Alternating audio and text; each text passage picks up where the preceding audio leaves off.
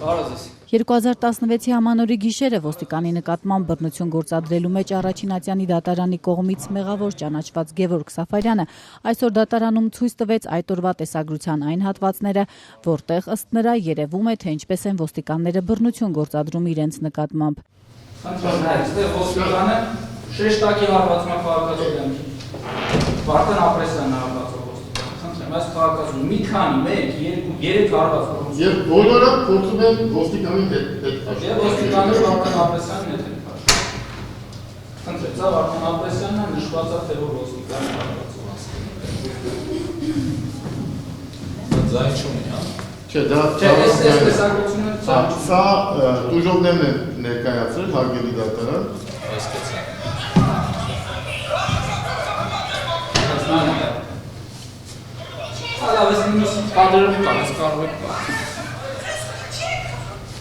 Սաֆարյանը դատարանը դիմել պահանջելով բեկանել գլխավոր դատախազության որոշումը, որով կասեցվել է ոստիկանների կողմից նրա եւ նրա ընկերների նկատմամբ, ինչպես իրենք էին պնդում, ծեծի դեպքով հարուցված քրեական գործը։ Այն ինչ թե տեսագրության մեջ, թե Գեգամ Խաչատրյանի ինքնախոստովանության մեջ, թե այլ վկաների, այդ թվում ոստիկանության ցուցմունքների մեջ,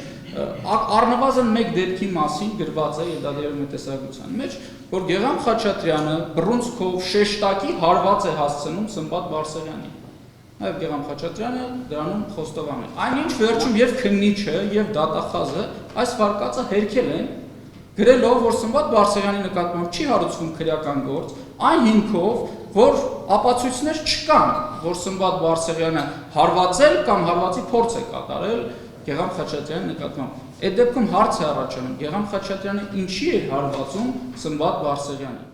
Ակտիվիստի փաստաբան Տիգրան Հայրապետյանը դատարանում եւս ցույց տալով տեսագրությունը ասաց. Սաֆարյանը Առաջինատյանի դատարանի կողմից 2.5 տարվա ազատազրկման դատապարտվեց ոստիկանների նկատմամբ բռնություն գործադրելու համար, մինչդեռ նույն այդ ոստիկանները, որոնք տեսագրությունում պարզ երևում է, թե ինչպես են հարվածներ հասցնում ակտիվիստներին, երբեք անգամ կասկածյալի աթոռին չհայտնվեցին։ Ըստ էության, ամենասկզբից իրենք կանխական մոտեցում են ունեցել, իրենք ձևավորված հստակ համոզմունք են ունեցել, որ Գևորգ Սաֆարյանը մեղադրյալ է, Գեգամ Խաչատրյանը տուժող։ Հենց այդտեղից էլ ամբողջ անարդարությունն է հարգելի դատարան։ Եվ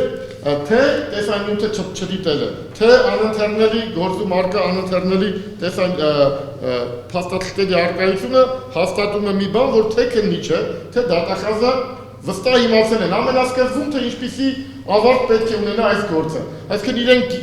ընդամենը համապատասխան փաստաթղթեր են հարմարեցրել, որպեսզի կարճվի գործը եւ քրեական հետապնդումը դադարեցվի։ Միջադեպը տեղի էր ունեցել, երբ 2016-ի ամանորի գիշերը ընդդիմադիր հիմնադիր խորհրդարանի ակտիվիստները որոշել էին մայրաքաղաքի ազատության հրապարակում տոնածառ տեղադրել։ Ոստիկանները թույլ չէին տվել եւ բախում էր եղել։ Արդյունքում Սաֆարյանը հայտնվեց ճաղերից այն կողմ, իսկ գլխավոր դատախազությունը եզրահանգեց, որ ոստիկանների գործողությունները նրանց նկատմամբ իրավաչափ էին։ Նրանք չէին ենթարկվել ոստիկանների պահանջին, ոստիկաններն էլ հնարք էին կիրառել։ Նույն միտքն այսօր դատարանում կրկնեց նաեւ դատախազության ներկայացուցիչը։ Սաֆարյանի փաստաբան Հայրապետյանը կրկին հիշեցրեց այս գործով տուժող ճանաչված հրեշտակների գումարտակի հրամանատար Գեգամ Խաչատրյանի ազատության հրապարակ գնալուց առաջ Facebook-ում արած գրառումը, թե այնտեղ կապիկներ էին զվռնում։ Գեգամ Խաչատրյանի կողմից ոչ այս դատաքննության ընթացքում, այլ մեկ այլ դատաքննության ընթացքում հայտարարվեց,